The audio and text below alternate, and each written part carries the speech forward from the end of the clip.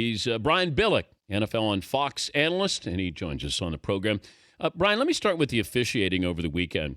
Do you think that there was a directive by the league office to tell the refs to let let the teams play? Certainly in the Niner-Packer game, it looked like they were told, let them play. You know, I heard comments all weekend by the commentators talking about the game and the officiating. At some point in every game, you heard that kind of comment. Well, they're letting them play. Mm-hmm. And this is the way this type of game probably should be officiated. And I have a little bit of problem with that. First, to answer the question directly, I don't know. It's not a directive, but do they let them play a little more loosely? Are there fewer penalties called? Yes, absolutely. I don't think there's any question of that. And I have a problem with that because the playoff game ought to be called exactly the same way the regular season game is called. I imagine, and every coach in the league has a list of all the calls by team, by group, that are made. Because you go in telling your team, hey, this group really likes to call pass interference, or this group really calls a lot of offensive holding. You try to prepare your team. And these are a mixture of groups, okay, because it's ranked by individuals, and you put groups together. I would love to see the numbers, and I don't know if that'll ever see the light of day, what these individuals are responsible for calling and how those numbers change from the regular season to the postseason. I'm glad they do call it that way because I want them to let them play, but I would let them play during the regular season as well. The thing that stood out to me with the Packers is it felt like, how about I just hold on every play, whether I'm holding, Aldon Smith or Michael Crabtree. You know, you may call one out of every 5 or 6 here, but I'll take those numbers there and take my chances on, because this was an undermanned Packer defense that I thought was holding on for dear life. Make no mistake whatsoever. I mean, Dan, you have kids. They're constantly pushing the boundary. You tell them they got a 10 o'clock curfew, 10:10, 10:15, 10:30, until you draw that white line or that line in the sand to say, no, I said 10 o'clock.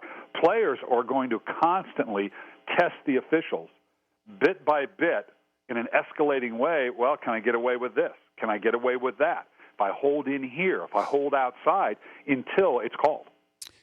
All right, let me go to the Colts and the Chiefs with Andy Reid. What did Andy Reid do wrong in the second half?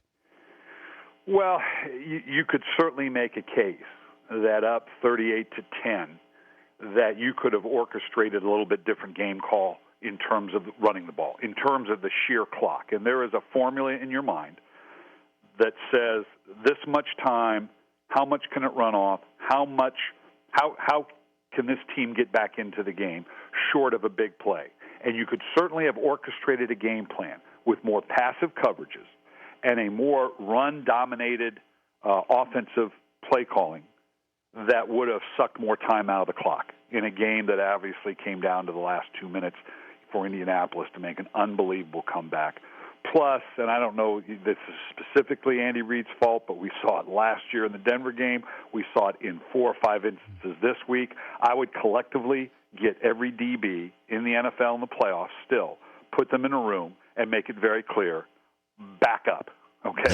If you're responsible for the deep third or the 2 deep, back the blank up. But, okay? Brian, I have one guy in the building who can beat me, and that's T.Y. Hilton. You know, any of these other guys, Brazil or Fleener, they're not beating me. The quick strike, the big play, why don't you just say, T.Y. Hilton is not going to beat us today? I had a game, and that I will change the names to protect the innocent, that I went to my defensive coordinator in a similar situation and said, tell you what, if John Doe over here catches another pass, you're fired, okay? I don't care if we get beat 50-10 by anybody else, but I don't want John Doe to catch another pass. I don't care if you have to put 10 people on him. I don't want him to catch another pass. And it had the feeling as though, because as they keep coming back to T.Y. Hilton, I'm watching the game as a fan now because I'm just watching it on TV, thinking how many times can Andrew Luck keep going back to T.Y. Hilton, and how is he continually open? Did John Doe keep his job? We did keep our job. Okay, because good. he did not catch another pass. Andy Dalton, I put the blame on him because I saw the previous week, even in a victory over the Ravens, you just big time quarterbacks, big time moments. You don't make those plays, and I keep waiting for Dalton to not beat himself, and he did it again against San Diego in passes where you just say the degree of difficulty is not in his favor there. What happened with Andy Dalton against the Chargers? Well, oh gosh, where do you start? And I'll fast forward the conversation. Is Andy Dalton your guy, and do you give him the $100 million contract that's the standard fare if you're going to re-up a quarterback? Now, they're a year away from that decision, but this is a tough one. I keep hearing, well, would you do that? Would you give him? I don't know how you. Of course, I don't know how you give it to Jay Cutler. And I love the Bears' response to it is, well, we thought it was the most viable option. Really? $120 million? As well, we didn't have a lot of other choice, so we gave it to him.